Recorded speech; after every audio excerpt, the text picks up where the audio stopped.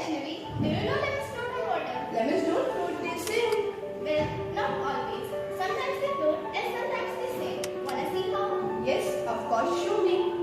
Now we will add this lemon into the water and see what happens. What do you think will happen?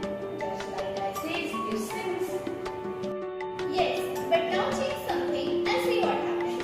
Okay, now we will take another beaker and add salt into this water and stir it with glass rod.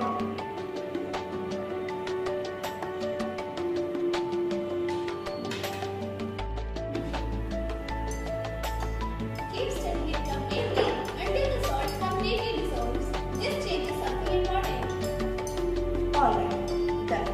Now we will add this lemon into the water and see what happens. Look, it's floating. But how is it floating? It's all about density.